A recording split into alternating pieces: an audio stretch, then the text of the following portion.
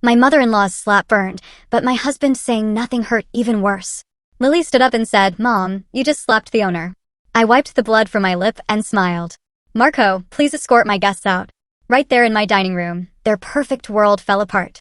They thought the silence after his mother's slap was my surrender. They expected me to break, to run from that table, leaving my dignity scattered across the tiled floor of the glass house. But as I tasted my own blood and watched my husband, Derek, study his wine glass instead of defending me, a chilling calm settled deep in my bones. They had absolutely no idea they were sitting in a restaurant I secretly owned, eating food paid for by the fortune I'd built for him. My name is Natalie Reyes. And to the outside world, specifically the polished, filtered world my husband inhabits, I'm just a 35-year-old housewife with a lucky streak. According to the narrative his mother, Eleanor, loves to spin at her charity luncheons, I'm the supportive spouse who somehow stumbled into the orbit of a brilliant, self-made entrepreneur. A woman whose biggest daily decision involves choosing between Pilates or yoga.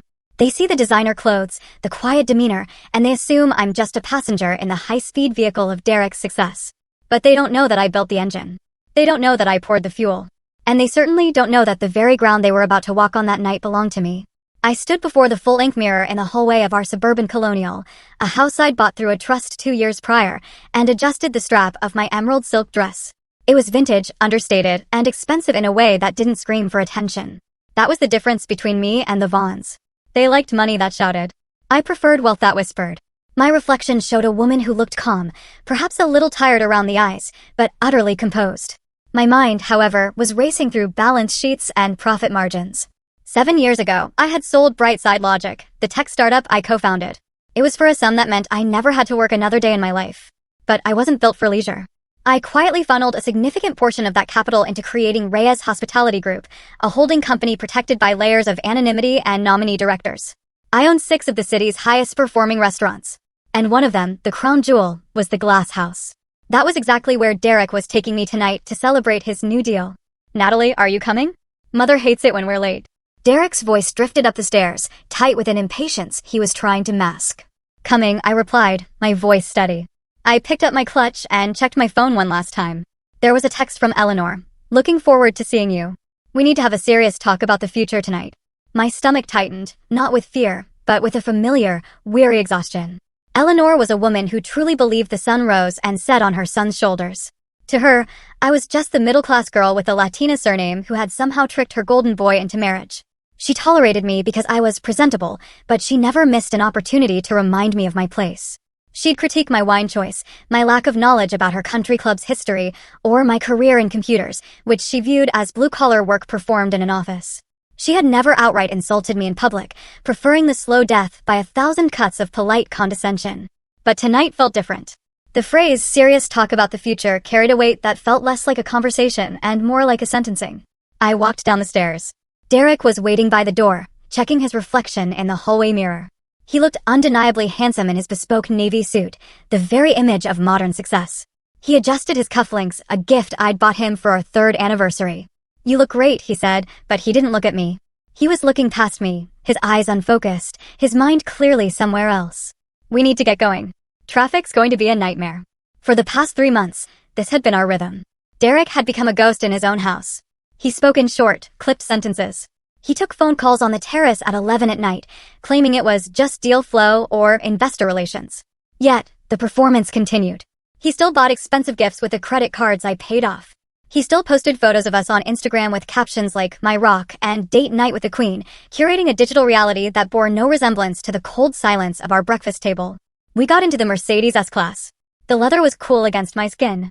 As he pulled out of the driveway, the silence in the car felt heavy, pressurized, like the cabin of an airplane before turbulence. "So," Derek said, clearing his throat as we merged onto the highway. "About tonight. Mom's a little high-strung lately." "Is she?"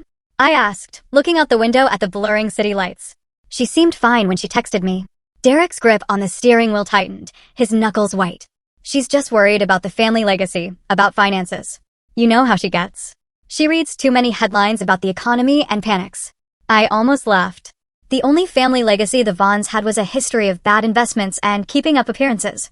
The money that kept the lights on in Eleanor's condo, the money that paid for this car, the money that was funding tonight's dinner, it all flowed from the reservoir I had filled. But Derek didn't know the extent of it. He knew I had money from the sale of my company, but he thought it was a fixed pot that was slowly draining, not a river that was constantly replenishing itself. "What are you saying, Derek?" I asked, turning to face him.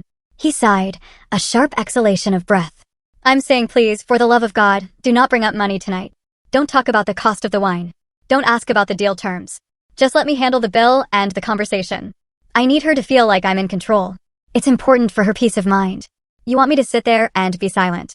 "I want you to be supportive," he corrected, glancing at me with a look that was pleading, but edged with irritation. "Just play the part, Nat, please. Play the part." That was all I had been doing for years. I turned back to the window. "Fine. I'll let you handle it." My phone buzzed against my palm, hidden in the folds of my dress. I glanced down discreetly. It was a message from Lily, Derek's 22-year-old sister. Lily was the anomaly in the Vaughn genetics, observant, kind, and studying business with genuine intellect rather than a desire for status. "Are you sure you want to come tonight? I have a bad feeling about this. Mom has been on the phone all day." A chill went down my spine that had nothing to do with the car's air conditioning. Lily wasn't prone to drama. If she was worried, there was a reason. I typed back a quick, "We're already 5 minutes away. It will be fine." But I didn't believe it. We pulled up to the valet stand at the glass house. The restaurant was an architectural marvel, a structure of steel and floor-to-ceiling windows glowing like a lantern in the city night. It was the crown jewel of my portfolio, a place where senators and celebrities fought for reservations. As the valet opened my door, I stepped out, smoothing my dress. The evening air was crisp. I saw Marco, the general manager, standing at the entrance. He was a man of impeccable discretion. He saw Derek first and gave a professional nod. "Mr. Vaughn," Marco said, his voice smooth. "Welcome back." Then he looked at me. For a split second, the professional mask slipped into something warmer, something deferential. He bowed his head just an inch lower than he had for Derek. It was a microscopic gesture, invisible to anyone who wasn't looking for it. "Mrs. Reyes," Marco said. He always used my maiden name when we were alone, but tonight he used my married name with a tone that acknowledged the charade. "We have prepared the private dining room as requested. The chef sends his regards." Derek puffed up his chest, assuming the special treatment was for him. "Excellent, Marco. Lead the way. We're celebrating tonight." "Of course," Marco said, his eyes meeting mine for a brief second. In that look, I saw a question. "Are we doing the usual protocol?" I gave him the slightest, almost imperceptible shake of my head. "No special menus. No comped bottles. Treat me like a guest." We walked toward the heavy glass doors. Inside, the atmosphere was thick with the scent of roasted truffles and expensive perfume. The lighting was low and golden, designed to make everyone look 10 years younger and twice as rich. The soft hum of a jazz piano drifted through the air, accompanied by the melodic clinking of crystal and silver. It was a beautiful stage. It was my stage. But as I walked behind my husband, watching him strut toward the private room with the confidence of a man who believed he owned the world, a voice in my head whispered a warning. Lily's text burned in my mind. Derek's nervousness in the car. Eleanor's cryptic message. I told myself I'd just observe tonight. I'd sit back, drink the wine I had hand-selected for the cellar 3 months ago, and let them play their little games. I would be the beautiful wife. However, as we crossed the threshold and the heavy door closed behind us, shutting out the noise of the main dining room, I realized I had walked into an ambush. The air in the private corridor felt different, stagnant, and charged with electricity. This was not a celebration. This was a tribunal. And I was the defendant who hadn't been told the charges. I took my seat at the round table, the pristine white linen cool under my fingertips. The waiter, a young man named David, whom I had personally approved for hire 3 months ago, approached with a bottle of Pinot Noir. He presented the label to Derek first. Naturally. That was the protocol I had established for the staff, treat the man in the suit like the king, and the woman beside him like the accessory. It was good for business. Men like Derek spent more when their egos were being massaged. As the crimson liquid swirled into the crystal glass, the aroma of dark cherries and oak hit me. And suddenly, the restaurant faded. I wasn't in the glass house anymore. I was back in a cramped, rented conference room 7 years ago, staring at a spreadsheet that bled red ink. That was the day I truly bought Derek Vaughn. We had met at a tech summit in San Francisco. I was 28, fresh off the sale of Brightside Logic, the software company I had co-founded in college.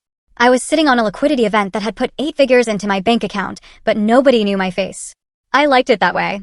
Derek, on the other hand, was standing at a booth for a fitness app that didn't work, wearing a suit he couldn't afford, smiling with a charisma that could power a small city. He had the vision.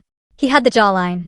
He had the ability to walk into a room and make everyone feel like they were the most important person there. What he didn't have was cash flow. I remembered sitting across from him at a coffee shop 3 days after the conference. He was trying to pitch me on investing $50,000. I looked at his finances and saw a disaster. He was 2 months away from bankruptcy. Most investors would have run. I saw an opportunity. I didn't just give him the money. I restructured him. I took his chaotic ledger and turned it into a viable business model. I paid off his high-interest credit cards. I negotiated with his vendors. When his company eventually failed because the product was fundamentally flawed, I didn't let him drown. Instead, I pivoted him. I used my capital to launch his career in venture capital, positioning him as the visionary while I stayed in the shadows, analyzing the risk. The world loves a handsome man who claims to be self-made. They don't write magazine profiles about the woman who edits the pitch deck at 2 in the morning and wires the bridge loan at 4. When I sold the second iteration of our joint ventures, the payout was substantial. We're talking about enough money to buy an island, though we settled for a portfolio of real estate and stocks. That was when I founded Reyes Hospitality Group. I wanted to build something tangible, something that smelled like roasted garlic and fresh linen, not just code on a screen. But I knew the misogyny of the market. A high-end steakhouse chain run by a woman named Natalie Reyes would get scrutinized differently than one run by a dynamic male entrepreneur. So, I built walls to hide behind. I set up a complex web of trusts and nominee companies. On paper, Reyes Hospitality Group was owned by a generic entity called Aurora Holdings, based in Delaware. Aurora Holdings was owned by a blind trust, and the beneficiary of that trust was me, exclusively for me. When we opened the glass house, Derek gave the interviews. He stood in front of the cameras, cutting the ribbon, talking about his passion for culinary excellence. I stood 3 feet behind him, holding his jacket, while the press called me his lovely wife. I took a sip of the wine. It was a 2018 vintage. Excellent structure. I knew the wholesale cost was $42 a bottle, and we were selling it for $180. The margin was beautiful. I looked across the table at Eleanor. She was beaming at the menu, running her finger over the prices she had no intention of paying. This scene triggered another memory, sharp and bitter as bile. It was 3 years ago at the launch party for Derek's firm, Vaughn Capital. We were in a ballroom in Manhattan. Eleanor had cornered a group of investors, clutching a glass of champagne a little too tightly. My Derek has always been a provider, she had said, her voice carrying over the music. He built all of this from nothing. Absolutely nothing. It's a rare thing these days to see a man who stands on his own 2 feet, without relying on handouts or inheritance. She had cast a sideways glance at me then. She knew my parents were middle-class school teachers. She assumed my little tech job in my 20s had paid for a nice car and nothing more. She had no idea that the check paying for the ballroom, the champagne in her hand, and the suit on her son's back had been signed by me that morning. That night, listening to her erase my existence from my own success story, I realized something terrifying. Eleanor wasn't just annoying. She was a liability. And Derek, standing next to her, nodding along to her praise, was complicit. He enjoyed the myth too much. He had started to believe his own press releases. The next morning, I called my lawyer, Sarah. I need to restructure the new acquisitions, I had told her. Derek hates paperwork. He calls it legal mumbo-jumbo. He just wants to sign the final page and take the photo. So, we drafted the operating agreements for the new entities, including the one that leased the land for the glass house. The structure was aggressive. Derek held a 40% equity stake in the management company, which gave him the title of managing partner and a generous salary.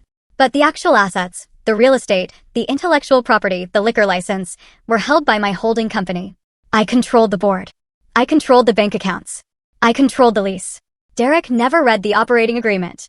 He saw the salary figure, $300,000 a year plus bonuses, and signed with a flourish using the expensive Montblanc pen I had bought him. He joked that night over dinner, "Baby, why do we need all these 50-page documents? We're family. What's mine is yours, right?" "Right," I had said, smiling over my salad. "It's just for tax purposes, Derek. You know how the IRS is." He nodded sagely, pretending to understand, and went back to checking his Instagram likes. He didn't know that "what's mine is yours" did not apply to the equity split. He didn't know that Clause 7.3 of the agreement gave the majority shareholder, me, the right to remove the managing partner for conduct detrimental to the reputation of the business. I looked at Lily, who had just arrived and was sliding into the seat next to me. She looked pale. Lily was the only one who had glimpsed the man behind the curtain, or rather, the woman. For years ago, when she was 18, Lily needed a summer internship for her business degree. Derek was too busy being a visionary to help her, so I brought her into the back office of Reyes Hospitality. I placed her in accounts payable. It was unglamorous work, entering invoices and reconciling checks. One afternoon, I walked in to find her staring at a K-1 tax form. It was a document that listed the distribution of profits for the fiscal year. Natalie, she had said, her voice trembling slightly. This says you're the general partner and Derek is listed as a limited partner with restricted voting rights. I had closed the door to the office, my heart rate spiking for a second before I leveled it out. Lily, business structures are complicated. This isn't complicated, she replied, looking at me with wide, intelligent eyes. This says you own everything. Mom thinks Derek pays for your lifestyle. Your brother works hard, I said, choosing my words carefully. He's the face of the brand. That's a job in itself. But yes, the capital and the risk are mine. Does he know? She asked. He knows what he wants to know, I answered. And Lily, this stays in this room. If this gets out, it undermines Derek's authority with the staff. It hurts the business. And the business pays for your tuition. It was a gentle threat, but a threat nonetheless. Lily nodded slowly. From that day on, her attitude toward me changed. She stopped looking at me with the vague pity Eleanor projected and started looking at me with a mix of awe and fear. She knew I was carrying the weight of the entire Vaughn lifestyle on my shoulders. Back in the present, I picked up the menu. It was heavy, bound, and leather. I didn't need to open it. I knew the food cost percentage on the sea base was 22%. I knew the truffle risotto was our highest margin item. I knew the chef, Gordon, was currently fighting with his sous chef about the plating of the duck. I think I'll have the lobster thermidor, Eleanor announced, snapping her menu shut. And we should order a bottle of Cabernet, the expensive one, Derek. We're celebrating, after all. Of course, Mother, Derek said, his voice tight. He signaled for the sommelier without asking me.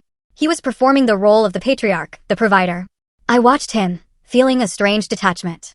It was like watching an actor on a stage where the scenery was about to collapse. He was ordering wine he couldn't afford in a restaurant he didn't own to impress a mother who despised the woman paying for it all. The irony was suffocating. I had built this life to protect him. I had constructed this golden cage so he could feel like a lion. But somewhere along the way, he had forgotten who held the key. My lawyer's words from our last meeting echoed in my head. Natalie, you don't need to scream to be heard. You don't need to make a scene. You possess the ultimate leverage. You are the bank. When the time comes, you don't need to say a word. You just need to stop signing the checks. Paperwork speaks louder than insults. I looked at the heavy silverware on the table. The knife was sharp. The reflection in the blade distorted my face, making me look monstrous. Or perhaps, formidable. Natalie, you're being very quiet, Eleanor said, her voice dripping with false concern. I hope you're not overwhelmed by the prices. Derek has this covered, you know. I smiled at her. It was a terrifyingly calm smile. I'm not worried about the prices, Eleanor, I said softly. I was just thinking about the value of things and who actually pays for them. Derek shot me a warning look. Stick to the script, his eyes said. I picked up my water glass. I'm rewriting the script, darling, I thought. You just don't know it yet. The appetizers had just arrived, a platter of oysters on crushed ice that Eleanor was already critiquing for being too small when the vibration started. It was a low, persistent buzz against the mahogany table. Derek's phone. He had placed it face down next to his bread plate, a universal gesture of a man trying to hide something while pretending to be fully present. Buzz, buzz, buzz. You're popular tonight, I said, skewering a lemon wedge with my cocktail fork. My voice was light, casual. Derek flinched. He snatched the phone up and shoved it into his jacket pocket without checking the screen. Just investors, he said, his laugh tight and breathless. The deal is closing. You know how it is. They panic at the 11th hour. Of course, I replied. But maybe you should check. We wouldn't want the deal to fall through because you were eating oysters. It can wait, he said, reaching for his wine glass. As he lifted his left hand to bring the crystal goblet to his lips, his suit sleeve rode up just an inch. The screen of his Apple Watch, which was synced to the phone he had just hidden, lit up with a fresh notification. The text was bright white against the black background, and because I had spent a decade training my eyes to catch errors in lines of coding, I read it in a single heartbeat. Miranda Holloway, remember her reaction is your leverage with the board. The scene has to be big. I froze. My fork hovered halfway to my mouth. Miranda Holloway. I knew the name.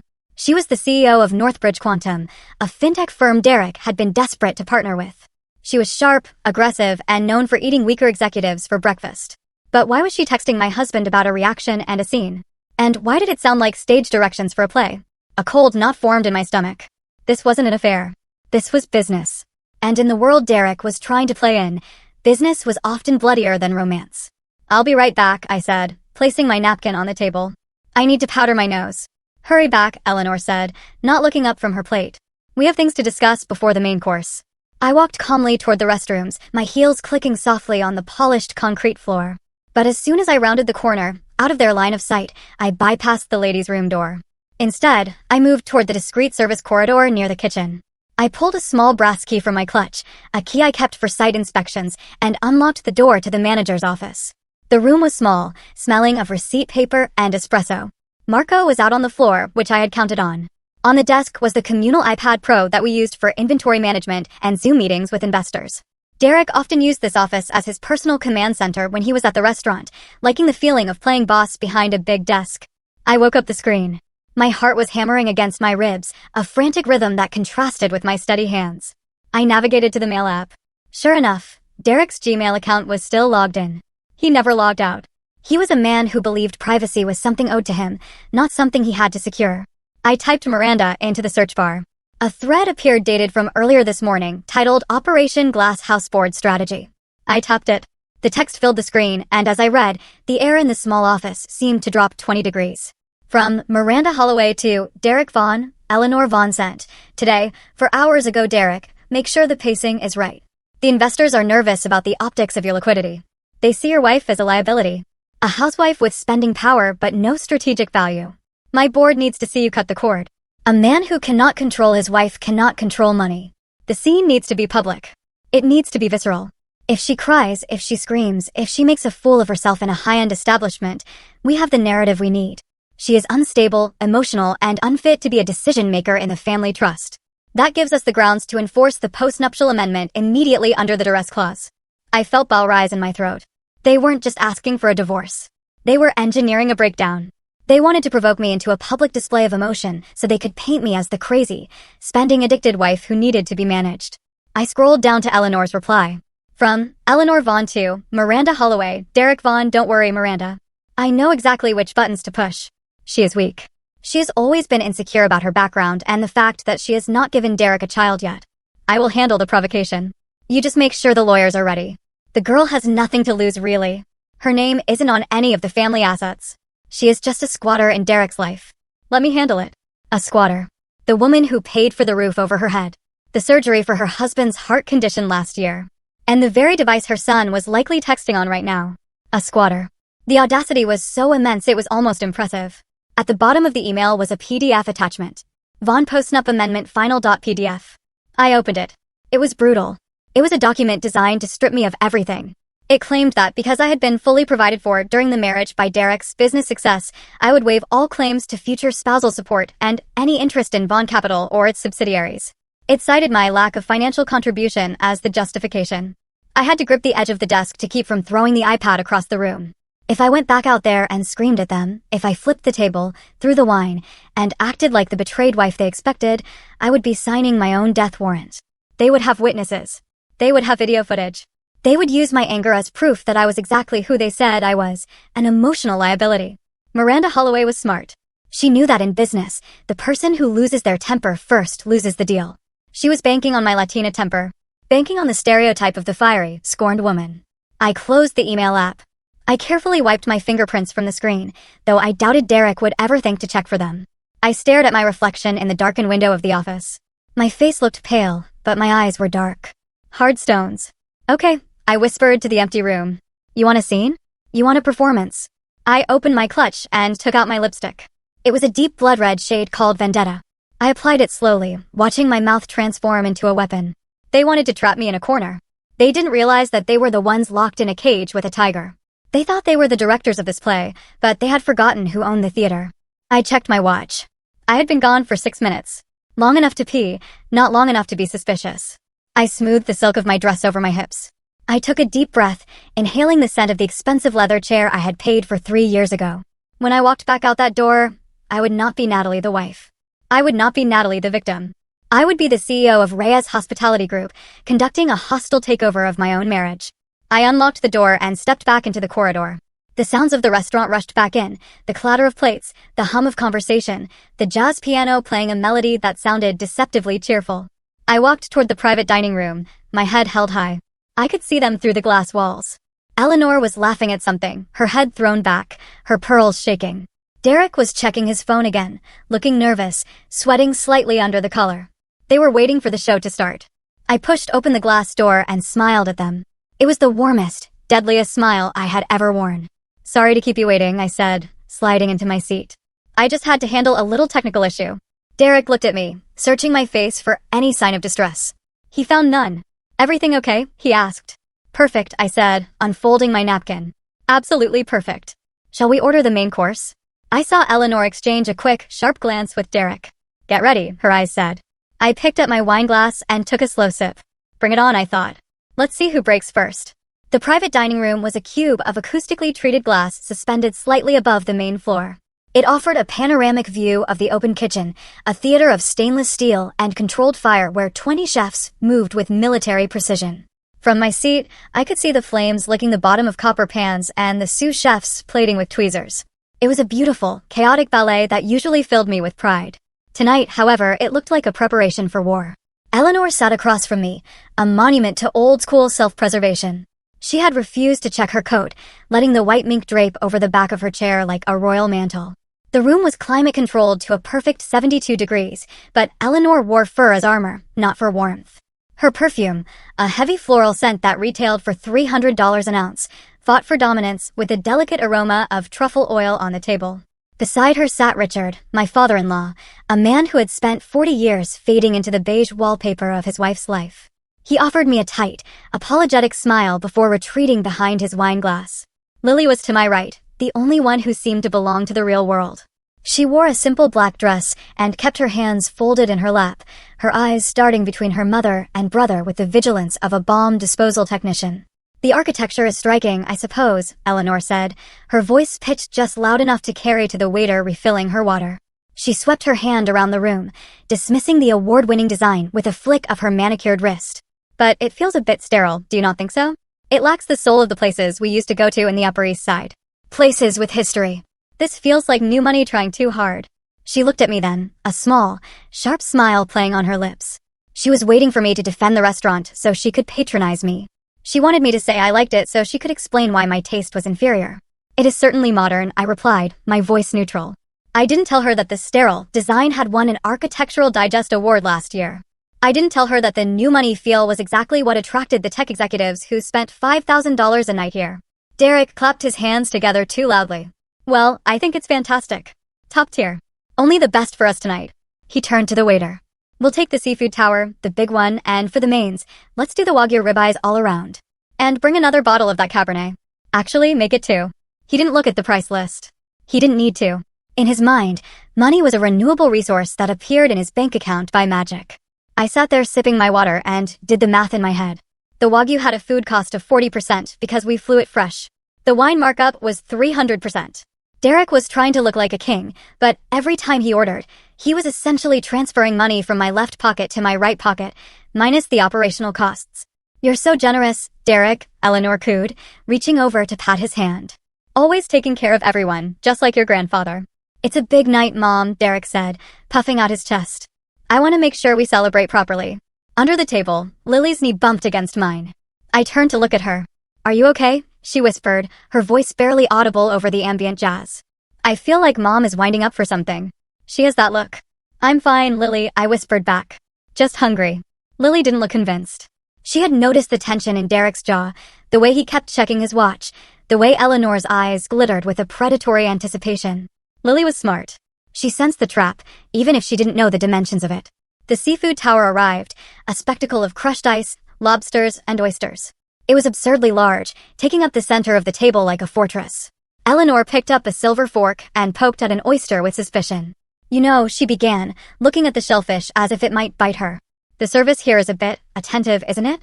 Bordering on intrusiveness. In Europe, the staff knows how to be invisible, but I suppose in these trendy American places, they think hovering is the same as service. I watched the waiter, a young man named Carlos, who was working a double shift to pay for his nursing degree, stiffen slightly. He remained professional, stepping back into the shadows. I made a mental note to add an extra $500 to his tip line later, directly from the corporate account. The service is fine, Mother, Richard muttered, surprising everyone. Oh, hush, Richard, Eleanor snapped without looking at him. You'd eat off a paper plate if I let you. She turned her gaze back to me. Natalie, dear, you've hardly touched your wine. Saving room? Or are you worried about the calories? I noticed you've put on a little weight in the face lately. Stress, perhaps. I'm just pacing myself, Eleanor, I said. I want to have a clear head for the conversation you mentioned. The air in the room seemed to thicken. The clinking of silverware and china sounded violently loud. Yes, the conversation, Eleanor said, slicing into a scallop. We do need to talk. But let's enjoy this food first. The main course arrived.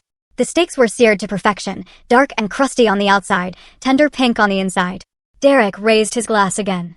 His hand was trembling slightly, causing the red wine to ripple. A toast, he announced. To the new deal with Northbridge Quantum. To the future of Vaughn Capital. And to taking the family name to the next level. To the family name, Eleanor echoed, raising her glass high. To the family, Richard mumbled. I raised my glass, but didn't drink. I watched Derek beam at his mother, basking in her approval. He didn't mention me.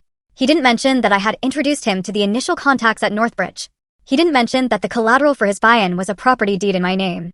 I had been erased from the narrative of his success as thoroughly as a Soviet dissident airbrushed from a photograph. I looked around the table. The crystal glass in Derek's hand was imported from Austria. I had approved the purchase order 2 years ago. The table they were leaning on was custom-made walnut from a carpenter in Oregon. I had signed the check. The painting on the wall behind Eleanor was by a local artist I wanted to support. I owned it. They were sitting in my house, eating my food, drinking my wine, and plotting my destruction. Derek cut into a steak, the juice running red onto the white porcelain. This is excellent, he said, talking with his mouth full, his facade of sophistication slipping under the influence of the alcohol. You know, Miranda was saying that we need to project a stronger image. A more unified front. Miranda is a very smart woman, Eleanor said, wiping the corner of her mouth. She understands what it takes to survive in the big leagues. Sacrifice. Clarity. Cutting off dead weight.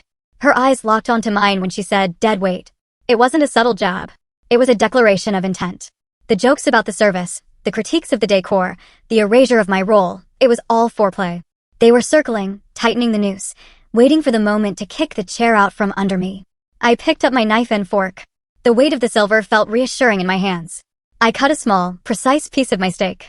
I agree, Eleanor, I said, my voice steady and clear, cutting through the jazz music. Clarity is very important.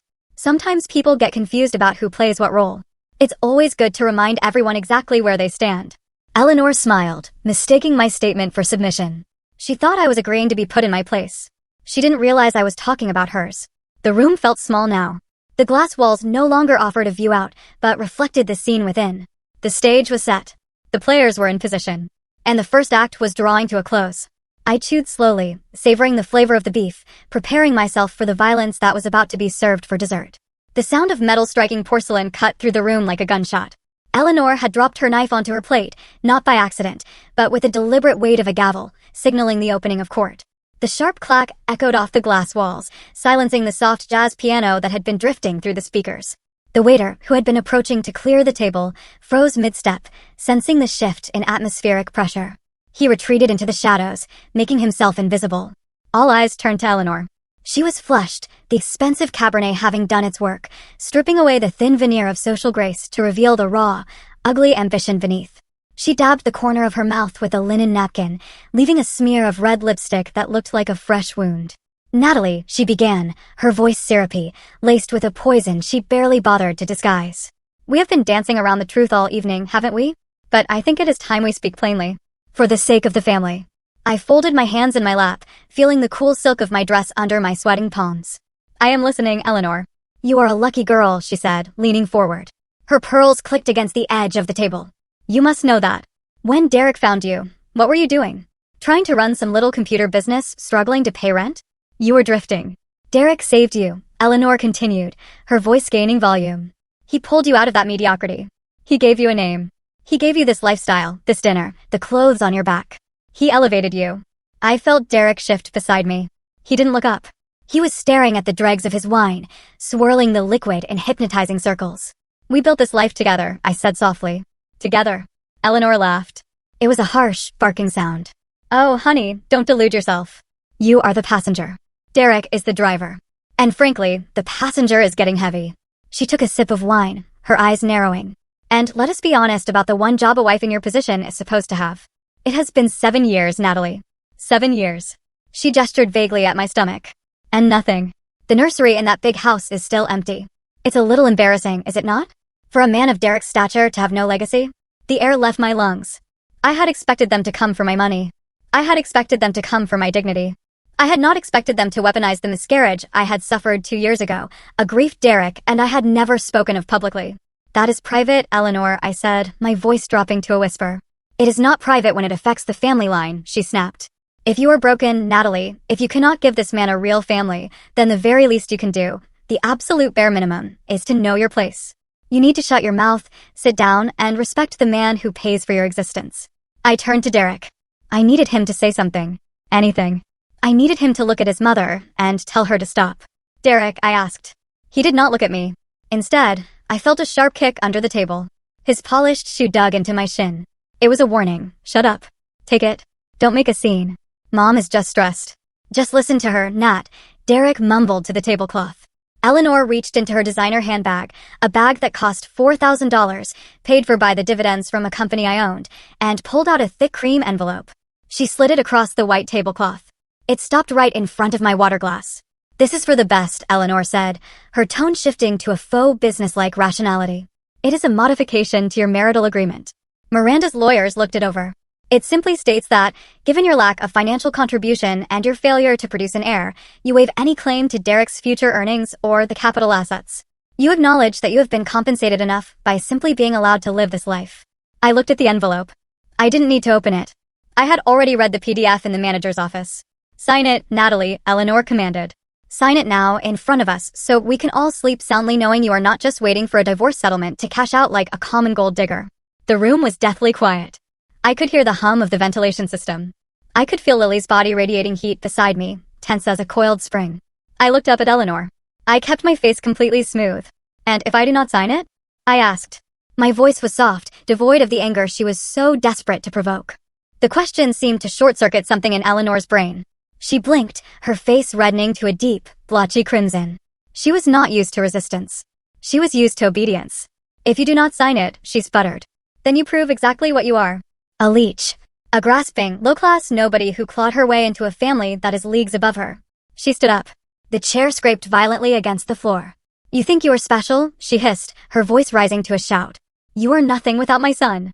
You are trash wrapped in expensive silk. I looked her dead in the eye and said, firmly and clearly, no, it happened in slow motion.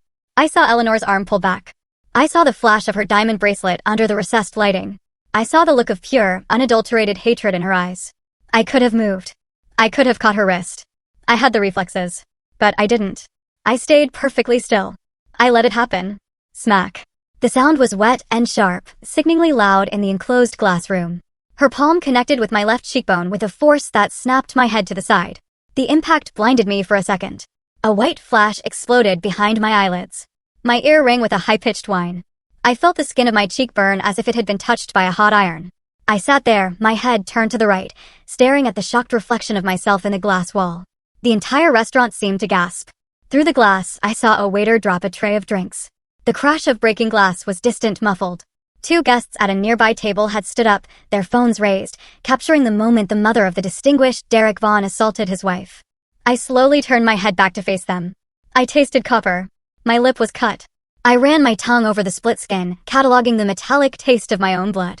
Derek shot up from his chair. Mom, he yelled. He grabbed Eleanor's shoulders as she swayed, breathing heavily, her hands still raised as if she might strike again. Mom, stop. That is enough, Derek said. But then he looked at me. He did not rush to my side. He did not check if I was hurt. He did not demand his mother leave. He looked at me with panic in his eyes. And then he said the words that severed the last thin thread of my marriage. Natalie, please, he said, his voice frantic. She's just upset. She's protecting the family. Just apologize to her and sign the paper, okay? Don't make this worse than it is. He wanted me to apologize for being slapped. I sat there, the red mark on my cheek glowing like a brand. I did not cry. There were no tears. The tear ducts felt dry, cauterized by the sheer heat of the betrayal. I looked at Lily.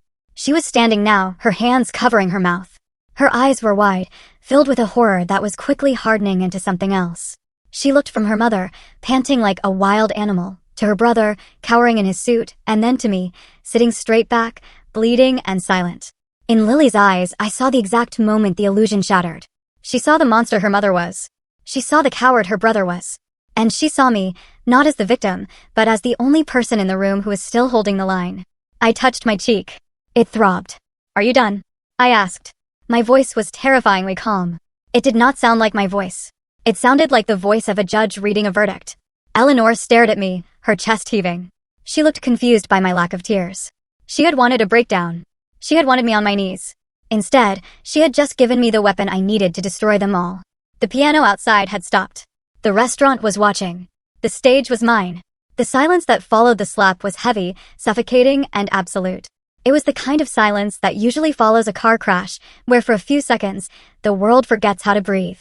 I sat there, the heat in my left cheek pulsing in time with my heartbeat, watching the woman who had just assaulted me try to compose herself as if she had merely dropped a napkin. Then there was a sound. It was the screech of a chair leg dragging against the polished floor, a sharp, grating noise that made everyone flinch. Lily stood up. She moved slowly, with a deliberation I had never seen in her before. Usually, Lily was the shadow of the Vaughn family, the quiet observer who tried to blend into the wallpaper to avoid her mother's criticism. But now she looked tall. She looked formidable. She picked up her linen napkin from her lap, folded it once, and placed it on the table with a soft pat. It was the gesture of someone who was finished, not just with the meal, but with the entire charade. Lily, sit down. Eleanor snapped, her voice shrill. She was trying to regain control, trying to pretend that violence was just another form of parenting. Don't make a scene. Lily ignored her. She turned her body so she was facing her mother directly, her hands gripping the back of her chair until her knuckles turned white. Mom, Lily said. Her voice was shaking, vibrating with a mixture of terror and adrenaline, but it was loud enough to be heard in the main dining room. Do you have any idea what you just did? I disciplined a disrespectful child, Eleanor spat, smoothing her fur coat. Something her own parents clearly failed to do. No, Lily said. She took a breath, and her voice steadied. You just slapped the owner of this restaurant.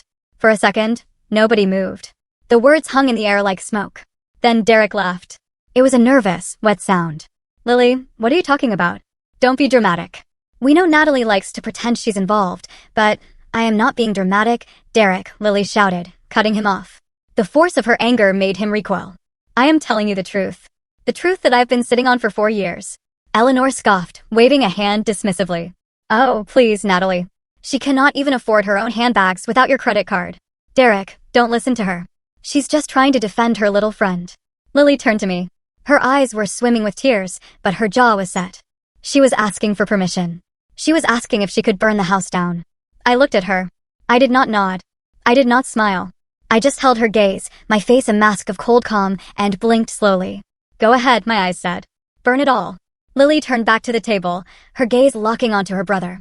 Do you remember my internship, Derek? She asked, her voice dropping to a lethal, conversational tone. The summer I worked in accounting? You were too busy flying to Miami for conferences to notice, but I was processing the filings for the holding companies. So? Derek said, looking confused. You worked for the family business? I worked for Reyes Hospitality Group, Lily corrected him. I saw the incorporation papers, Derek. I saw the capitalization tables. I saw the bank signatures. She pointed a trembling finger at me. Natalie is not just the wife on the brochure. She is the general partner. She owns 90% of the equity in the holding company that owns the Glass House, the Onyx Room, and Verve. You are a minority stakeholder with 0 voting rights in the operating entity. You are an employee. Derek's face went slack. That is not true. I signed the franchise agreement. I'm the managing director. Did you read it? Lily asked, her voice dripping with pity. Did you actually read the 40-page document you signed last October? Or did you just look for the page with your salary on it and sign where the little X was? Derek opened his mouth, but no sound came out. He looked at me, his eyes wide with a dawning, terrifying realization. He was remembering the papers. He was remembering how I had handed them to him with a glass of scotch, telling him it was standard legal stuff to protect us from liability. She owns the building, Mom, Lily said, turning to Eleanor. She owns the land. She owns the wine cellar you just raided. She pays the chef. She pays the valet. Every single person in this building works for Natalie Reyes. And you just slapped her in the middle of her own dining room. Lies. Eleanor hissed, though her voice lacked its usual conviction. She looked around the room, desperate for an ally. This is just manipulation. She brainwashed you, Lily. Suddenly, the glass door to our private room slid open. It was not a waiter. It was Marco, the general manager. He had been hovering outside, waiting for my signal. But he had decided that the sound of a slap was signal enough. He walked in, his spine straight, his face a mask of professional fury. He did not look at Derek. He did not look at Eleanor. He walked straight to the head of the table where I Saturday, Mrs. Vaughn, Marco said.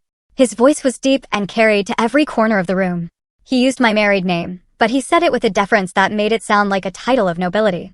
I apologize for the disturbance. I have security on standby.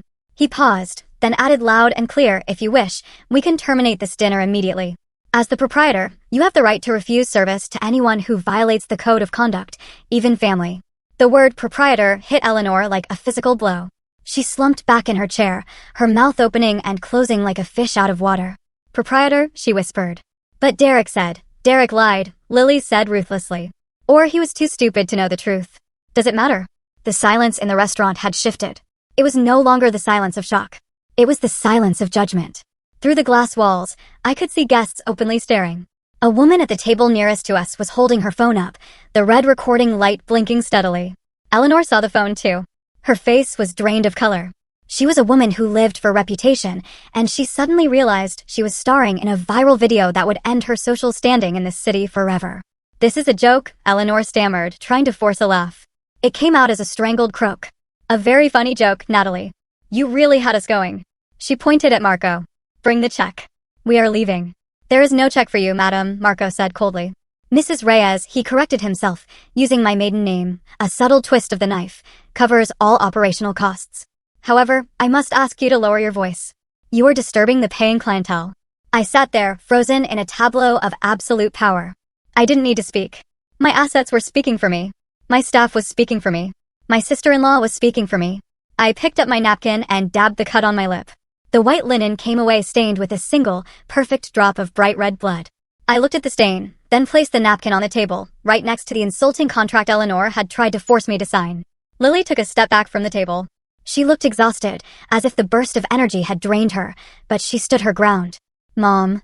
Derek, Lily said. Her voice was quiet now. Sad. I think the best thing you can do is get up and walk out of here right now before the police are called. Because we are currently humiliating the woman who signs the paychecks for every single person in that kitchen. I am not leaving until we sort this out. Derek shouted, finding his voice at last. He slammed his hand on the table, rattling the silverware. Natalie, tell them. Tell them this is a misunderstanding. I looked at him, really looked at him. For 7 years, I had seen a partner. Now I saw a terrified little boy in a suit that I had paid for, trying to scream at the sun to stop setting. I slowly turned my gaze to Marco. I did not speak.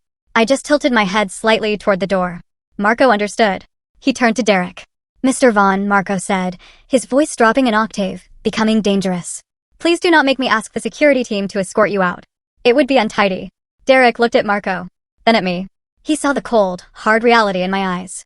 He realized, finally, that the safety net was gone. The audience was hostile. The stage had turned against him. Come on, Derek, Richard said. It was the first time my father-in-law had spoken in 10 minutes. He stood up, looking older and grayer than I had ever seen him. He grabbed Eleanor's arm. Get up, Eleanor. We are leaving. But Richard, Eleanor started. Now, Richard said sharply. Eleanor stood up, her legs shaky. She pulled her fur coat tight around her, trying to wrap herself in her fading dignity. She looked at me one last time. There was no apology in her eyes, only fear. Pure, unadulterated fear of the unknown world where she was no longer the queen.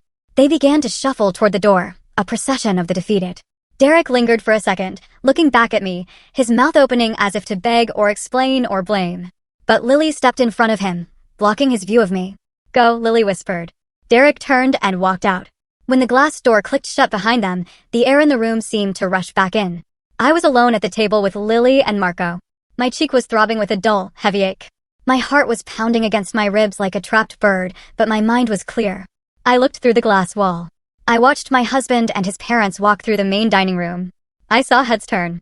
I saw the whispers ripple through the crowd like wind through a wheat field. I saw the valet waiting outside, ready to bring them the car that was, at least, in my name. Marco poured a fresh glass of water and placed it gently in front of me. Are you all right, Mrs. Reyes? He asked softly. I took a sip of the water. It was cool and clean, washing away the metallic taste of blood. I am fine, Marco, I said. My voice was steady. I am just ready for the next course. Lily sat back down in her chair. She looked at me, her eyes red-rimmed. She reached out and took my hand. Her fingers were cold, but her grip was strong. I'm sorry, she whispered. I'm so sorry I didn't say it sooner. I squeezed her hand. You said it when it mattered, Lily. That is enough. I looked at the empty chairs where my family had sat just moments ago. The space they left behind did not feel empty. It felt clean. It felt like the ground after a forest fire, Scorched, yes, but cleared of all the dead wood, ready for something new to grow. The pianist in the main room hesitated, then began to play again. It was a different song this time, something slower, something with a backbone. I touched the contract Eleanor had left behind. I picked it up, tore it in half, and dropped the pieces onto her unfinished plate of lobster. The show was over. The critics had been silenced. Now the real work, the dismantling of Derek Vaughn's life, could truly begin. Derek hesitated at the glass door, his hand hovering over the brushed steel handle. He did not leave. He could not leave. To walk out now was to admit total defeat. And Derek Vaughn was a man who had spent 7 years believing his own mythology. He turned back toward the table, his face contorted in a desperate, pleading mask. "Lily, stop talking nonsense," he said, his voice cracking slightly. He looked at me, his eyes wide and wet, trying to summon the charm that had worked on me for nearly a decade. "Natalie, honey, don't listen to her. Mom is just overwhelmed. She drank too much wine. You know how she gets. We're going to go home. We're going to order takeout and talk about this like adults. Just us. We're a team. Remember we?" He was still using that word. He was still trying to drape the blanket of our marriage over the wreckage his mother had created. I picked up my phone. It was time to redefine the pronouns in this relationship. I did not look at him. I looked at the screen. I opened the commercial banking app that managed the finances for Reyes Hospitality Group. I navigated to the corporate credit card tab. There were 3 cards issued to Derek Vaughn, managing partner, the black Amex he used to impress clients, the Visa Infinite he used for travel, the backup MasterCard he kept in his glove compartment. Status, active. Monthly limit, $50,000. Current balance, $8,400. I tapped the edit icon. I selected freeze all cards. The app asked for confirmation. "Are you sure you want to suspend privileges for this authorized user?" I tapped yes. Status, suspended. Next, I opened my email client. I composed a new message to Sarah, my chief financial officer, who I knew would be checking her phone even at 9 at night. Subject, urgent. Activation of clause 7.3. I typed rapidly, my thumbs moving with the precision of a pianist. Effective immediately, suspend all signing authority for Derek Vaughn pending an emergency board review. Attached is evidence of conspiracy to defraud a majority shareholder and intent to coerce signatures under duress. I attached the screenshots of the emails between Eleanor, Derek, and Miranda that I had captured in the manager's office. I hit send. The entire process took less than 30 seconds. In half a minute, I had severed the financial arteries that kept Derek's ego alive. Derek was still talking, unaware that he was now professionally dead. "I mean, look at this place," he said, gesturing around the room with forced bravado. "It's stressful. The lights, the noise. It got to everyone." "Marco," he shouted for the manager, his voice loud and arrogant. He wanted to regain control the only way he knew how, by spending money, by being the big man who picks up the check. "Marco, bring the bill. I'm paying. I don't want any charity from the house. I pay for my own family." Marco looked at me. I gave him a microscopic nod. "Let him try." Marco stepped forward, his face impassive. He held the wireless payment terminal in his hand. "The total for the evening is $1,240, Mr. Vaughn." Derek reached into his jacket pocket and pulled out the heavy metal Amex card. He held it between 2 fingers, making sure the light caught the black finish. He inserted it into the chip reader with a flourish, staring at me the entire time as if to say, "See? I'm still the provider." The machine thought for a moment. Then it let out a harsh, low beep. Declined. Derek frowned. The chip must be dirty. He pulled it out, rubbed it vigorously against his expensive wool suit, and jammed it back in. Processing. Declined. Contact issuer. "There's something wrong with your machine." Derek snapped, sweat starting to bead on his forehead. "This card has a limit of $200,000. "The machine is working perfectly, sir," Marco said. His voice was polite, but it carried to the nearby tables. "Fine," Derek muttered. He pulled out his wallet and retrieved the Visa. "Try this one." Marco took the card and tapped it against the screen. Beep. Declined. The silence that followed was louder than the slap had been. Derek stared at the little black machine as if it were an alien artifact. He looked at me, and for the first time, the true horror of his situation dawned on him.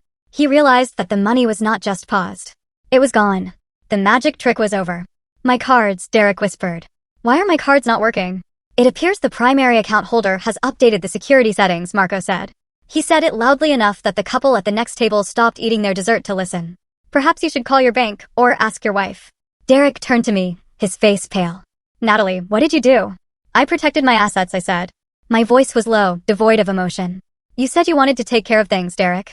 I'm just letting you see how far you can get on your own." Eleanor, who had been watching in stunned silence, suddenly gasped. She began digging frantically in her small clutch. I have cash, she stammered. I think I have $300 and Richard has some in his wallet. Richard, give me your wallet. She was terrified. The humiliation of having her son's cards declined in a high-society restaurant was a fate worse than death for her. Put your money away, Eleanor, I said. My voice was sharp, cutting through her panic. I have already instructed the finance department to mark this dinner as an internal write-off. I will not have you telling your bridge club that I took your pension money to pay for your meal. I am not taking charity from you. Eleanor hissed, though she stopped digging for her wallet. It is not charity, I replied. It is a severance package. Lily stepped forward. She placed a hand on her mother's arm. Not gently, but with a firm grip. Come on, Lily said. I will walk you out. Before you embarrass yourselves any further. People are filming you, Mom. Eleanor looked around. She saw the phones raised at the other tables. She shrank inside her fur coat. Lily, I said. Lily stopped and turned to look at me. Her eyes were sad but clear. If you want to stay, after you walk them to the car, I'd be happy to take you on a tour of the kitchen. The pastry chef is working on a new souffle, and he loves getting feedback. It was an olive branch. It was an invitation to cross the line, to leave their side and join mine. Lily smiled. It was a small, genuine smile. I would like that, she said. Give me 2 minutes. Eleanor stiffened. She pulled her arm away from Lily and turned to face me one last time. She tried to summon the haughty matriarch she had been at the start of the evening, but the foundation was cracked. You may own the building, Natalie, Eleanor spat, her voice shaking with impotent rage. You may own the wine and the food, but you will never belong to this family. You will always be an outsider. I looked at her. This woman who had belittled me, used me, and slapped me. I looked at Derek, the man who had stood by and let it happen. I just found out that is not such a bad thing, I replied. Eleanor opened her mouth to retort, but Richard put a hand on her shoulder. Let's go, Eleanor, he said quietly. They turned and walked out. The glass door clicked shut behind them. I was alone in the private room with Marco. The air was still. The adrenaline that had fueled me was starting to ebb, leaving behind a dull throb in my face. I slowly raised my hand and touched my left cheek. It was hot to the touch. It would be bruised by tomorrow. But as I pressed my fingers against the tender skin, I did not feel shame. I felt clarity. The pain was a punctuation mark at the end of a very long, very bad sentence. I looked at Marco. Clear the table, please, I said. And tell the chef I'm coming back to say hello. Yes, Mrs. Reyes, Marco said. I sat there for a moment longer, listening to the fading echo of their footsteps. Feeling the weight of the phone in my hand, the remote control to a life I was finally starting to live on my own terms. I did not go back to the sprawling colonial house in the suburbs that night. That house, with its manicured lawn and the nursery that Eleanor so loved to criticize, was a stage set for a play that had been cancelled. It was a monument to a marriage that had effectively ended the moment my husband watched his mother strike my face and did nothing. Instead, I drove to the Arts District, to a converted industrial loft on the top floor of a brick building that Derek barely knew existed. To him, this was just the registered office for Reyes Hospitality Group, a mailing address for tax purposes. To me, it was a sanctuary. It was the only place in the world that was entirely mine. The space was vast and cool, illuminated only by the city lights filtering through the floor-to-ceiling windows. I sat at the long, reclaimed wood conference table, the surface cold against my forearms. Spread out before me was the autopsy of my marriage. It was not a collection of love letters or photos. It was a forensic audit. I had spent the last 2 hours organizing the documents into neat, damning piles. To my left was the deed to the house. To my right were the incorporation papers for the holding companies. And in the center, the piece de resistance, a stack of bank statements and credit card transaction logs that my forensic accountant had flagged over the last 6 months. The total amount of misappropriated funds was staggering. $8 million. Derek had siphoned $8 million from the operating accounts of 3 different subsidiaries over the last 2 years. He had labeled them as consulting fees, market research, and business development. But the forensic breakdown told a different story. It told a story of chartered jets to Cabo San Lucas, suites at the Ritz in Paris, and diamond jewelry that I certainly never received. Many of these expenses coincided perfectly with the dates of investor meetings he had attended with Miranda Holloway. The digital clock on the wall read 11:45 at night when the buzzer screamed. I knew it was him. I had turned off my phone, so he had likely driven to the only other place he knew I might be. I buzzed him in without asking who it was. I wanted him to see this. I wanted him to see the paper trail of his own destruction.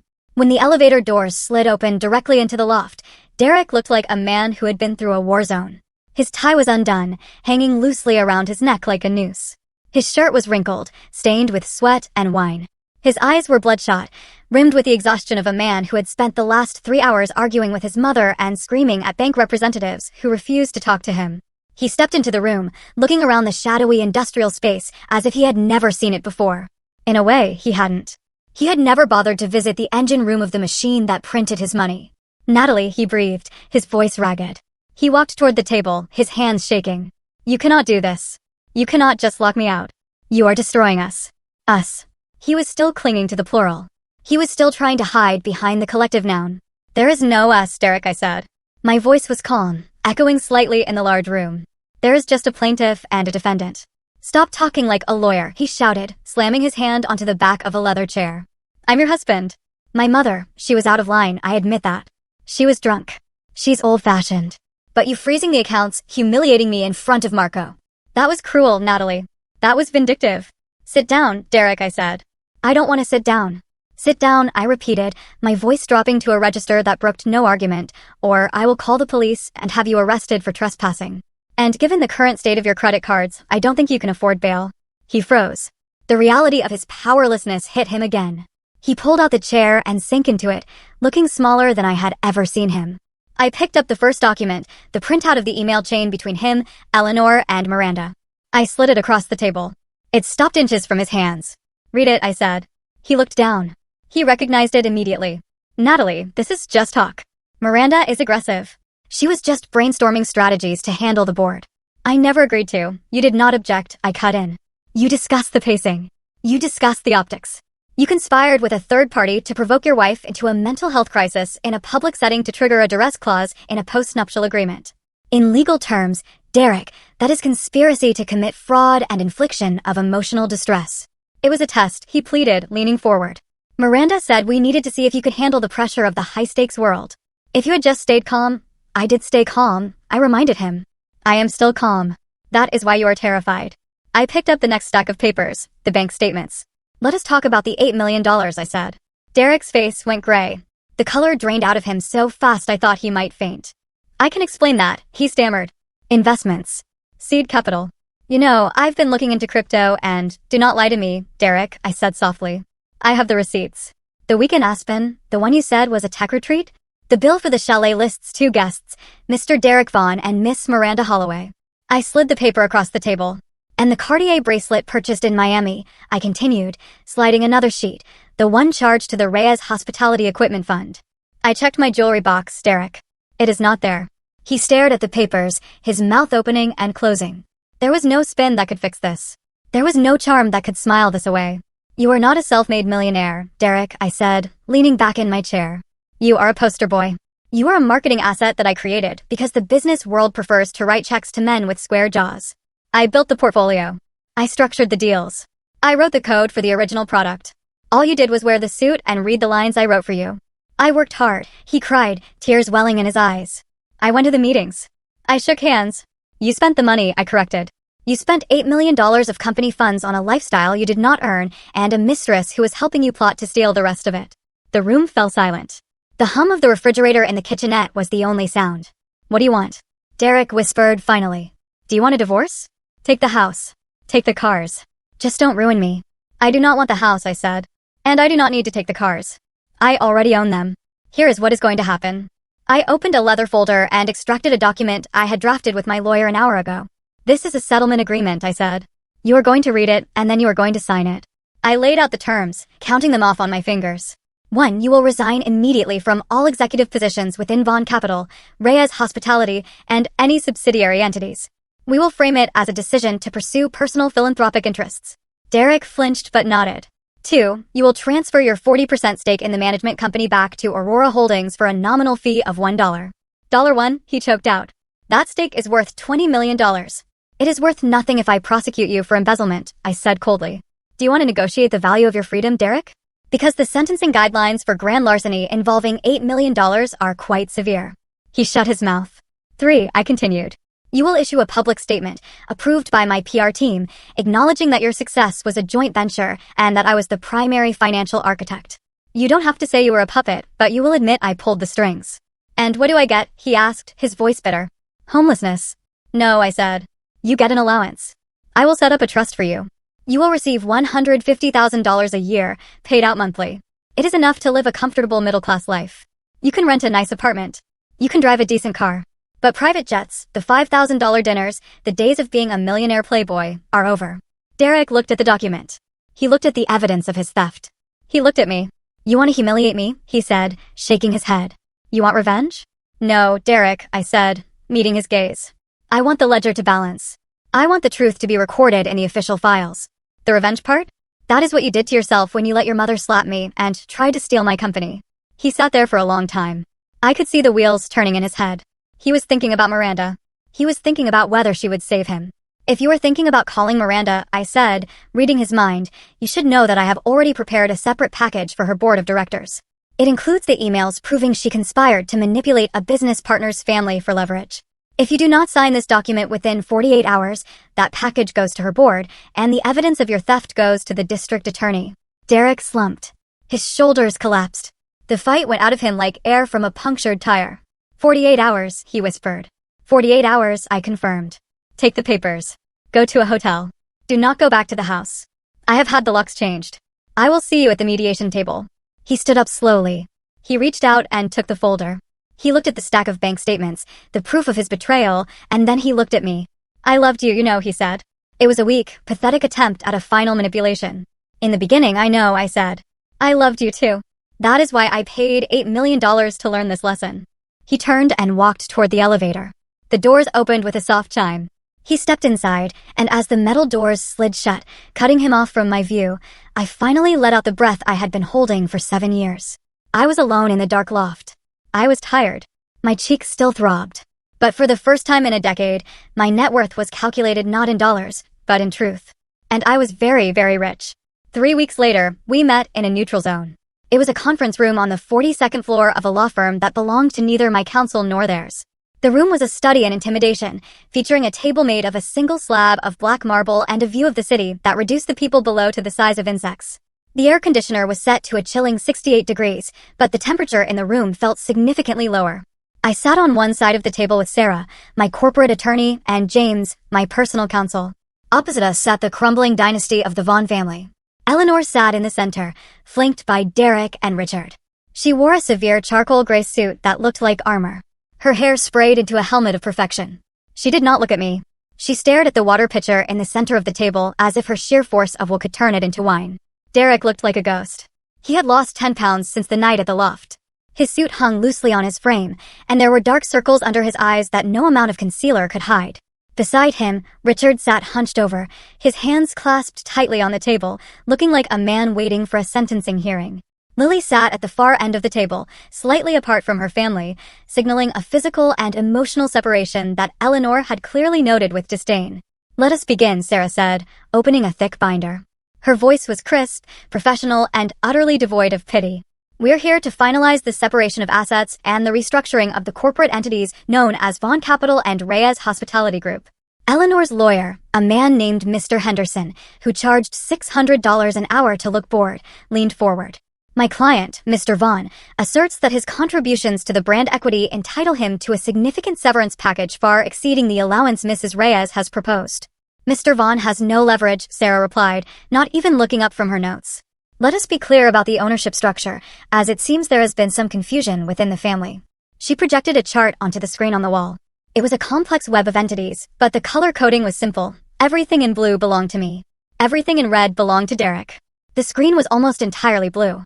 "Derek Vaughn holds a minority non-voting interest in the operating company," Sarah explained, using a laser pointer to circle a tiny sliver of the pie chart. "However, under the terms of the original operating agreement, specifically Clause 7.3, any executive who engages in conduct detrimental to the company or conspires to defraud the majority shareholder triggers an automatic buyback option." Sarah paused and looked directly at Derek. "The emails you exchanged with Miranda Holloway and your mother regarding the dinner at the Glass House constitute a conspiracy to commit fraud and inflict reputational damage," Sarah said. "Therefore, Mrs. Reyes is exercising her right to buy back your shares at book value.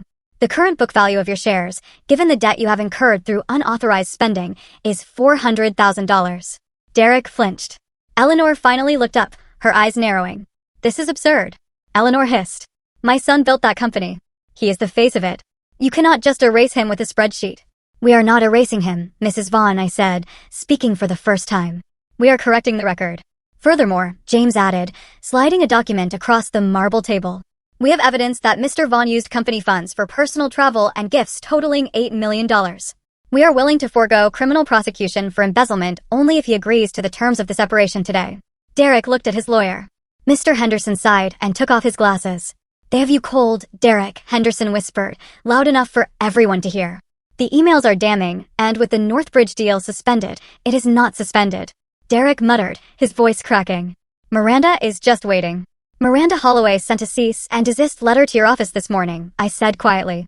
She is distancing herself from you to save her own board seat. It is over. Derek slumped in his chair. The last flicker of hope in his eyes died out. He picked up the pen. I will sign, he whispered. Derek, no. Eleanor snapped, grabbing his wrist. You cannot just give up. We are Vaughns. We will not surrender to her. Mother, stop, Derek said, pulling his arm away. He looked exhausted. I have no money. My cards are declined. The investors stopped returning my calls 3 weeks ago. I have to sign. He signed the document.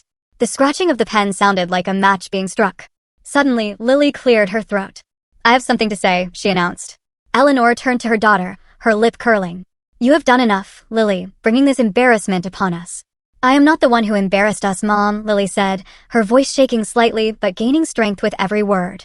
I want to make sure something is entered into the record, because for 20 years I have watched you treat Natalie like she was lucky to be in this room, like she was a guest who overstayed her welcome. Lily opened a folder she had brought with her. It was not a legal binder. It was a simple manila folder filled with copies of checks and wire transfers. 3 years ago, Lily said, looking at her father, Dad had a triple bypass surgery. The bill was $240,000. Insurance covered 60%. Who paid the rest? Richard looked down at his hands. He did not speak. Derek said he paid it, Lily continued. He told everyone at the club that he took care of it. But here is the check. She slid the paper toward Richard. It is signed by Natalie Reyes. And my tuition, Lily went on. NYU is not cheap, $55,000 a year. Mom, you told me it came from the family trust. There is no family trust, is there? The checks came from the Reyes Hospitality operating account. Natalie paid for my degree. Natalie paid for Dad's heart. Natalie paid for the renovation of your kitchen last summer. Eleanor stared at the papers as if they were radioactive. Her face was pale, her mouth a thin line of fury. She did it to control us. Eleanor spat, grasping for any narrative that kept her as the victim. She used money to buy her way in, to make us dependent. She did it because she is family, Lily said, her voice rising, or she thought she was. She covered for Derek's failures. She covered for your spending. And how did you thank her? You slapped her face in front of 50 people. You are taking her side? Eleanor asked, her voice trembling with a sense of betrayal that felt genuine to her twisted logic. You are choosing her money over your own blood? No, Mom, Lily said firmly. I am choosing the truth. And I am choosing not to close my eyes anymore. You slapped the woman who saved Dad's life. That is not dignity. That is disgraceful. The room fell silent. Eleanor looked at Richard, waiting for him to defend her, waiting for him to put Lily in her place. But Richard just stared at the check with his signature on the medical release form next to mine. I looked at Eleanor. She was cornered, stripped of her moral high ground, exposed as a charity case in designer clothing. It was time to deliver the final blow. I have one more condition, I said. Sarah slid a single sheet of paper toward Eleanor. What is this? Eleanor asked, looking at it with disdain. It is a non-disclosure and non-disparagement agreement, I explained. And a voluntary restraining order. You want to silence me? Eleanor laughed. A harsh, brittle sound. I have rights. I can tell my story. You can, I agreed. But if you do, I will file a civil suit for assault and battery regarding the incident at the glass house. We have the security footage, Eleanor. It is in 4K resolution. And I will also release the financial records showing exactly who has been supporting the Vaughn lifestyle for the last decade. I leaned forward, locking eyes with her.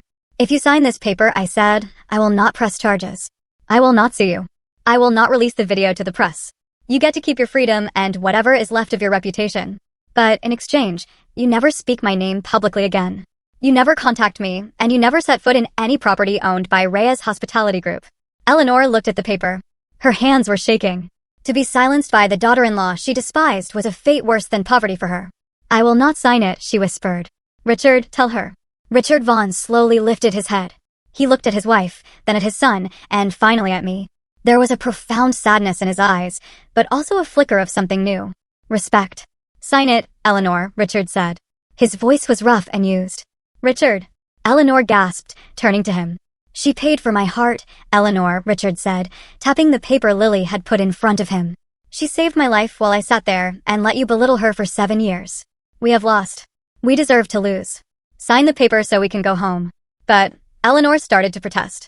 Sign it, Richard roared, slamming his hand on the table. It was the first time in my life I had ever seen him raise his voice. And this now. Eleanor flinched as if he had hit her. She looked around the room, realizing she was completely alone. Her son was broken. Her daughter had defected. Her husband had finally found a spine. She picked up the pen. Her hand shook so badly that the signature was barely legible. She shoved the paper toward me and stood up. I hope you are happy, she said, her voice hollow. You have your money. You have your victory. But you are alone. I have been alone in this marriage for a long time, Eleanor, I replied calmly. At least now the room is quiet. The lawyers finalized the documents. The stamps were pressed. The copies were distributed. Derek stood up. He looked at me one last time, opening his mouth as if to say something, perhaps an apology, perhaps a plea, but he saw the look in my eyes and thought better of it. He turned and walked out, a man stripped of his mythology. Richard stood up and nodded to me. I am sorry, Natalie, he said softly. For everything. You too, Richard, I said. Take care of yourself. He led Eleanor out of the room. She walked stiffly, staring straight ahead, a deposed queen marching into exile. Lily remained. She began packing up her folder. Are you okay? She asked me. I think so, I said. Are you still coming in on Tuesday? We have a marketing strategy meeting for the new bistro. I'll be there, Lily said, smiling. I need the hours since I'm paying for my own apartment now. See you then, I said. Lily left, closing the heavy door behind her. I sat alone in the massive conference room. The silence was absolute. I looked at the stack of signed documents in front of me. I had won. I had protected my assets. I had silenced my abusers. I had reclaimed my life. I expected to feel a rush of triumph, a surge of adrenaline like I had felt in the restaurant, but instead I just felt a vast, echoing emptiness. It was the feeling of a building that had been demolished. The dust was settling. The debris was cleared, and now there was just a gaping hole in the ground where a structure used to stand. I stood up and walked to the window, looking out at the city spread below me like a circuit board. The old structure was gone. The faulty foundation was dug up. The parasites were removed. I pressed my hand against the cold glass. It was terrifying looking at that empty space. But as I watched the traffic moving in the arteries of the city below, I realized that for the first time in my life, I was the architect, the builder, and the owner of whatever came next. And I had a lot of work to do. The glass house looked exactly the same as it had on the night my marriage ended. Yet, it felt like a completely different building. The lighting was still that warm, expensive amber. The jazz piano still drifted through the air with a lazy, sophisticated rhythm. But the tension that had once made the air thick enough to choke on was gone, replaced by the genuine hum of people who actually liked each other. I sat at the head of the long table in the private dining room, the same room where Eleanor had slapped me. But tonight, the glass walls did not feel like a cage. They felt like a viewing deck. Around me sat the people who had helped me reclaim my life. To my left was Marco, my general manager, who had stood like a sentinel when my world was collapsing. To my right was Sarah, the lawyer who had turned my grief into a weapon of mass destruction. Across from me sat Chef Gordon, who had prepared a special tasting menu for us. And next to him was Lily. Lily looked different. She was wearing a structured blazer and her hair was pulled back. She was no longer the terrified little sister. She was the executive assistant to the CEO of Reyes Hospitality Group. She had spent the last 2 weeks organizing my calendar and learning the intricacies of supply chain management, showing an aptitude for business that Derek had never possessed. To the new chapter, Marco said, raising his glass of vintage champagne.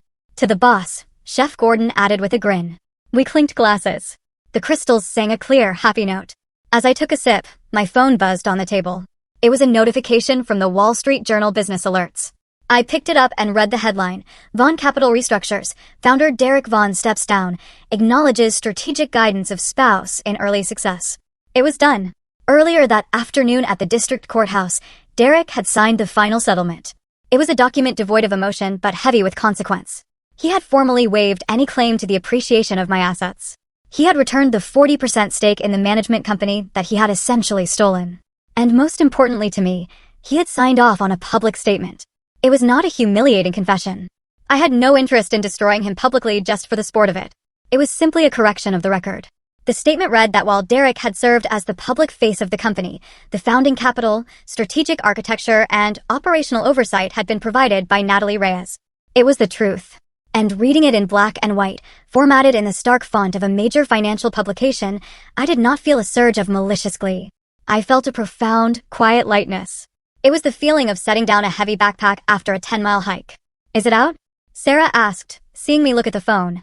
It is out, I nodded. Good, Sarah said, slicing into her duck confit. Now maybe his creditors will stop calling my office asking if he's still solvent. I put the phone away. Let's not talk about him.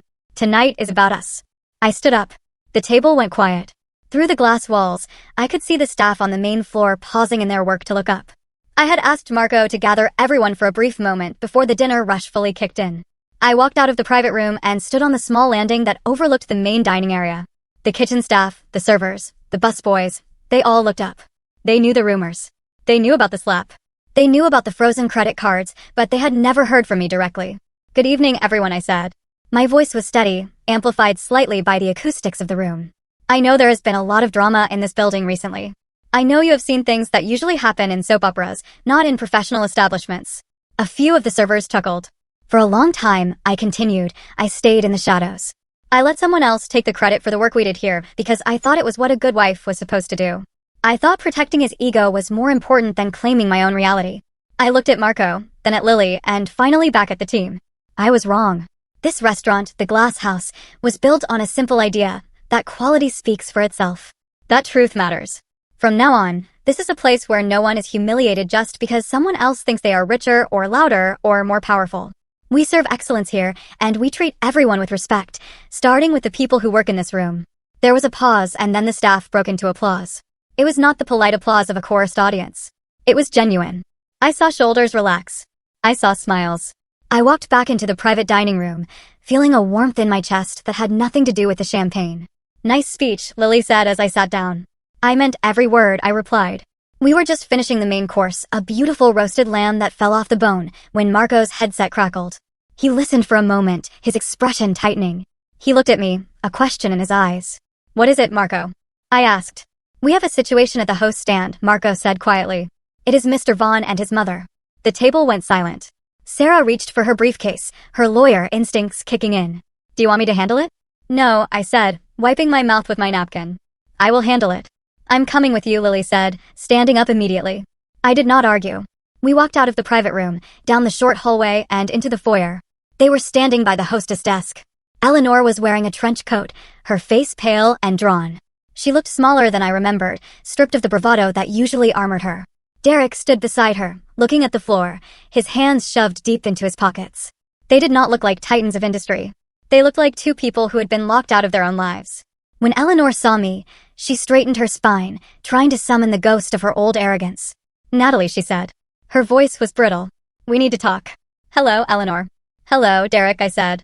My voice was pleasant, professional. I am in the middle of a dinner with my staff. Is there something urgent?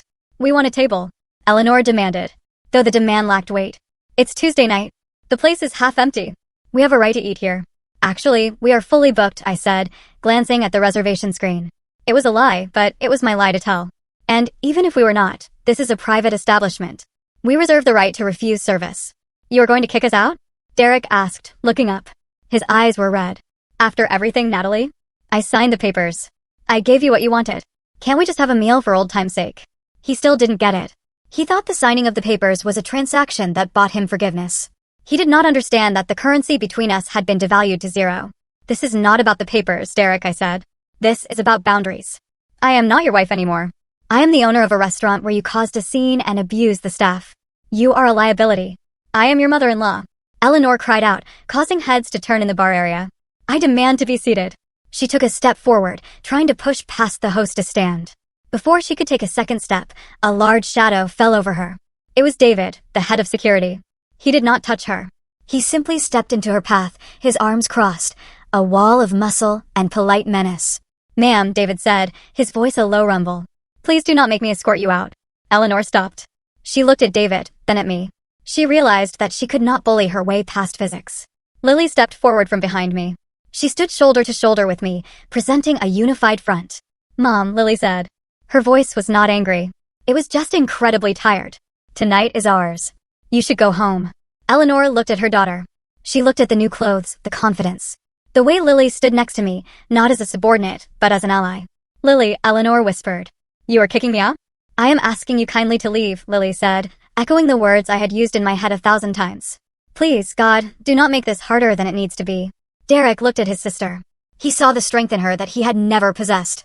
He shook his head, a small bitter laugh escaping his lips. Come on, Mom, Derek said. Let's go. No, Eleanor insisted, her voice rising to a shriek. I will not be dismissed by this. Stop, Eleanor. The voice came from behind them. It was Richard.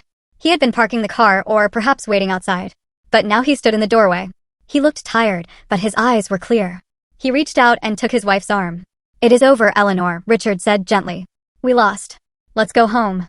It was a rare moment of clarity for Richard Vaughn. He did not try to fight. He did not try to negotiate. He simply accepted the reality that his wife refused to see. Eleanor looked at her husband. She looked at the restaurant, the warm lights, the happy diners, the world she was no longer part of. Her shoulders slumped. The fight drained out of her, leaving only a bitter, hollow shell. Fine, she whispered. She turned around. Richard guided her out the door. Derek followed them, casting one last look at me, a look of regret that came 7 years too late. The heavy glass door swung shut, sealing them out in the cold night. I stood there for a moment, listening to the silence they left behind. I looked at the hostess stand, at the reservation book where their names would never appear again. Are you okay? Lily asked, touching my arm. I am fine, I said. And I was. I walked back into the private dining room. The conversation had paused, waiting for the outcome. When I sat down, Marco poured me a fresh glass of wine. I looked at the table. I looked at the spot on the wood where Eleanor's hand had rested right before she slapped me. I reached out and ran my fingers over the grain. It was just wood. It was just a table. The memory was there, but the sting was gone. I had taken the pain, and I had turned it into power. I had taken the humiliation, and I had turned it into a business plan. To the future, I said, raising my glass again. To the future, the team echoed. Outside, the city continued to move, indifferent to the dramas of the wealthy. But inside the glass house, under the golden lights, everything was exactly as it should be. The traitor was gone, the bully was banished, and the woman who had been slapped was now the one deciding who got to stay for dessert. Thank you so much for listening to this.